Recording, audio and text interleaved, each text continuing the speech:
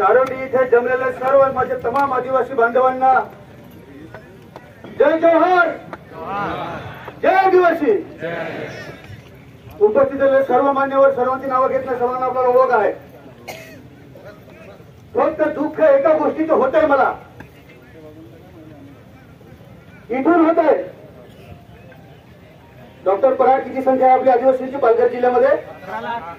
11 लाख आपल्या आदिवासींची संख्या आहे. आणि आज आपण इथे किती आहोत?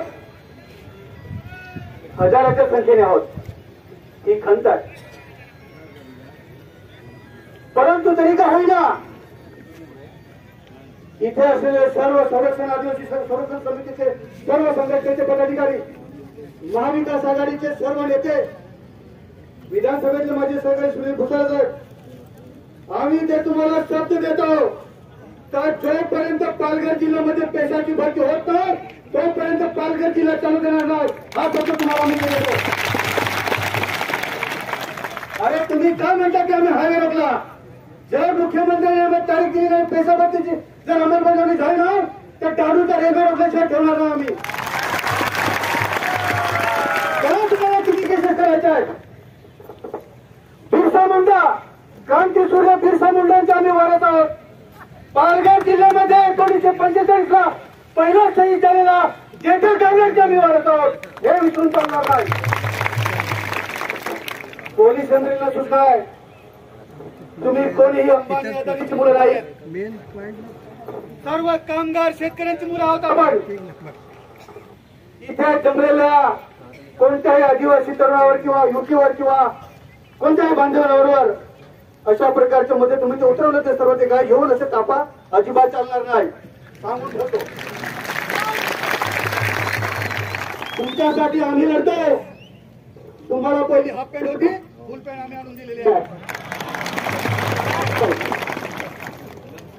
लढा आमचा चालू राहणार.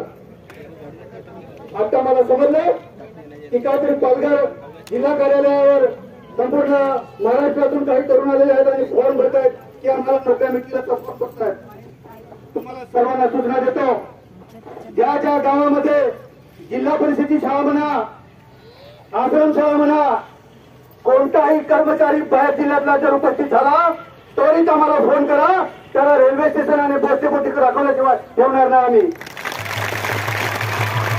नाही चालणार आहे, नाही चालू देणार.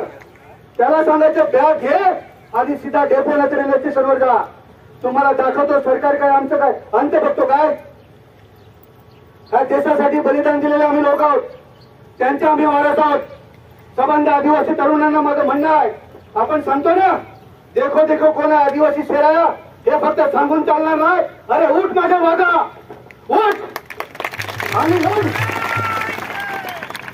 ते रक्त आहे आमच्यामध्ये, गोळी घ्यायला आम्ही तयार आहोत. फक्त भाषण करण्याला लिडर ना आम्ही, गोळी घ्यायला आम्ही तयार आहोत. भुसारा साहेब सुद्धा खांद्याला खांदा लावून गोळी घ्यायला आम्ही तयार आहोत. तुम्हाला असे नेते मिळणार नाही. गोळी घेणारे नेते तुम्हाला कदाचित मिळतील.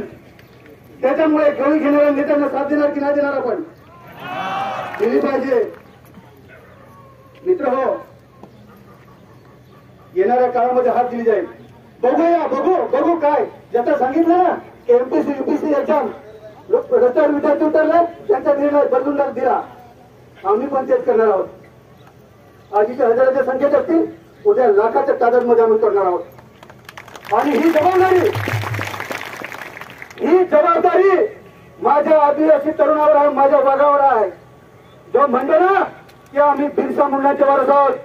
25 वर्षामध्ये ज्या तरुणाने इंग्रजांना सडका पडून सोडलेले त्याचे आम्ही वारस आहोत. येणार हाकेला ह्या तरुणाला माझा आव्हान आहे, गावागावाचा पाण्या पडायचा आणि त्या वाघाला जागा करा आणि रेल्वेमध्ये आपण उतरवूया. कसं महाराष्ट्र सरकार आपल्याला बोलवत नाही.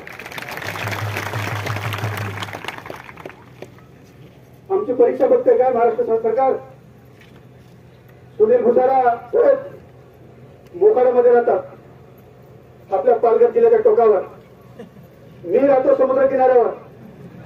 दोघे पण शहर आम्ही आजूबाजूला आहोत. मधला जो भाग आहे त्यांनी आम्हाला साथ दिली पाहिजे. मित्र हो, जो तरुण वाट बघतो मला उद्या नोकरी लागेल, आमचे आई वडील कुठेतरी फॉरेस्टचा भाग आहे, आमच्या कब्जामध्ये 5 एकर जागा आहे, आम्हाला 5 गुंठे दिलेले आहे सरकारने.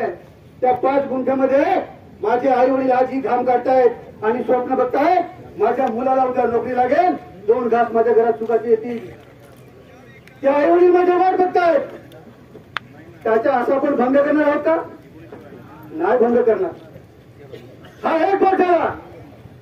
पण माझा मुलगा, माझ्या काकाचा मुलगा, माझ्या भावाचा मुलगा ज्या शाळेमध्ये जातो त्या शाळेमध्ये एकच शिक्षक आहे. तो शिक्षक येतो आणि काय करतो, सकाळी आला का 4थी पर्यंतच्या मुलांना हजेरी घेतली का एक गाणं म्हणून टाळ्या वाजून दाखवतो, विषय संपला. याच्यातून मुलं आमची पुढे जाणार नाही. अरे ज्या बिरसा मुंडांनी शिक्षण घेऊन इंग्रजांना सरोकी पळवून सोडलं, ज्या जेठा गांधींनी अशिक्षित राहून आपल्या छातीवर गोळी घेतली 1945 ला तलवाराच्या गोळीबार मध्ये, हा गुजरातचा तलवारा, हे आम्ही करू शकतो. एक दलिताचा मुलगा भीमराव आंबेडकर यांना शिक्षण दिलं, संपूर्ण देशाला एका पुस्तकामध्ये सर्व देशाला एकत्र आणलं, त्याचं नाव आहे संविधान. तसं आम्हाला सुद्धा शिकण्याची संधी द्या आमच्या मुलांना. आमची मुलं पण आज खूप मोठमोठ्या हुद्द्यावर आहेत आणि म्हणून जास्त वेळ घेणार नाही तिथं. परंतु आताच मला समजलं का 30 तारखेला वाढवण बंदरचं उद्घाटन होणार आहे. हलक्यावर घेऊ नका. पेशा भरतीच्या संदर्भात काही ओबीसीचे लोक पण विचारलेले आहेत. आपलं म्हणणं आहे की फक्त पेशा आमचं आरक्षण आहे का मला द्या, पण जे ओबीसीचं आरक्षण आहे ते त्यांना द्या. त्यांच्या बरोबर पण आम्ही आहोत. पालघर जिल्ह्याच्या बाहेरचा घेणार नाही.